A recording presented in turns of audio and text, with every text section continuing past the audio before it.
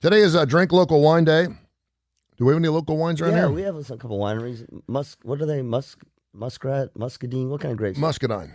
Yeah, I have them growing in my backyard.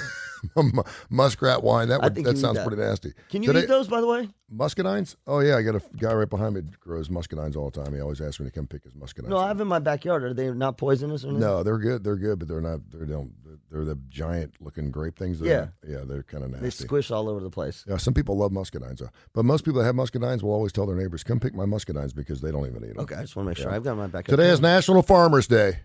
Good. I say a big howdy-ho to Jerry Baker out there at the old Baker farm there. He's got his pumpkin thing going on there. I love that guy. He's a great, great coach. Today is National Savings Day. Today is World Arthritis Day. Mm-hmm. Today is International Face Your Fears Day. Oh. Did you see the story about the woman who jumped, did the bungee jump? Oh, my gosh. No. What is she? Oh, did she die? Yeah, she plummeted 82 feet to her death after a communications mishap. She leapt off a building in something called free flying, as it was captured in gut-wrenching tourist video. Despite the ongoing medical measures, the patient died. And the disturbing footage, this woman, 33, is seen atop a hotel roof in preparation to partake in rope free flying, a bungee-esque stunt originated by the late Dan Master of Gravity Rosman back in the 1990s. A man can be heard saying, "I love you. You're going to fly like a bird." She was an experienced jumper. Okay. Fixed with a safety harness. And then someone basically said, "You're good to go." Gave her the go-ahead before the organizer realized that it was not fastened to the tree. The tree? Yeah. What tree? I don't know. There was some tree or something. Hotel? That whole thing, that sounds janky. And she was experienced, too. She basically jumped, and then you could hear the sound of her body hitting the ground. She was dragged 12 feet sideways into the wall after she plummeted down 82 feet. She was not facing her fears. I bungee jumped. I've done it one time. Actually, I've done it twice. Have you? Yeah, that's one thing. That whole bouncing up and then coming back up just feels like it's going to disconnect. That's the worst part. You're making me nervous like that. I would rather, I have not skydived. That's on my bucket list. Yeah.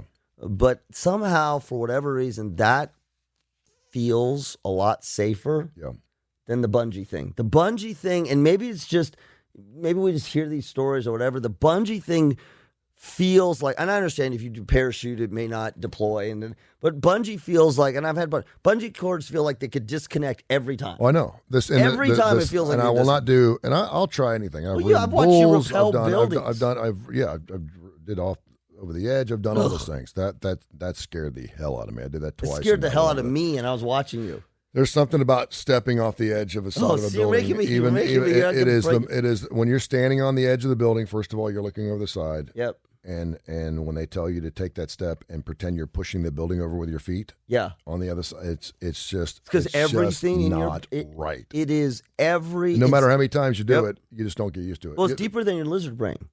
It is every bit of your evolutionary fight or flight that is telling you, right? Yeah. And the only way you do get used to it is you do have to, essentially, you overcome and you rewire your fight or flight. I find that so interesting. You know the whole thing about people don't want to look over the edge, but it's like the traffic accident. We don't want to look over the edge, but if we're there, we look over the edge. Yeah. That obsession, totally evolutionary, totally designed so that you learn or are reminded that is a stupid, terrible thing to do. Yeah. So it's this, you're afraid of it, right? That's a safety protection factor. And I mean, this stuff is, I used to study evolutionary psychology. This stuff is this is so ingrained in us because those of us that didn't do that stepped over the edge and died. Yep. But the reason now that we're compelled to watch it, even though we are scared of it, is sort of like a reinforcing shot that our brains are telling us, go look at that, go look at it, so you scare the bejesus out of yourself, so you won't do it. So is it a learned behavior like to overcome it? Construction workers? Yeah, absolutely. Because I mean, guys that change light bulbs on towers and stuff like that's insane. Yep. And they get paid great money to do it because there's not a lot of people that are willing to do that. Yep. But they'll walk up without harnesses. So there's two things. There's definitely people. We talk about this. There's people. Everybody's wired a little bit differently. So there are definitely people who are have less of that response. It's not that they're not afraid to die. No, right? They just have less. There's definitely people who have less of that fight or flight response in them. It's less twitchy. Yeah. Okay. So they're the ones that tend to be drawn to it. Hey, I'll try that, right? Yeah.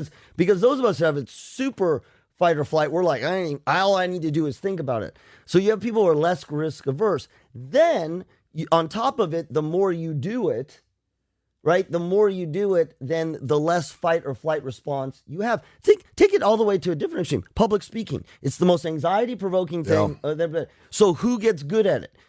People who do it all the time. Number one. Number two, most people who do public speaking will tell you that even though they do it every single time, they're always a little bit nervous right before. Yeah, me. Right? Yeah. Mm-hmm. That's fight or flight. Yeah.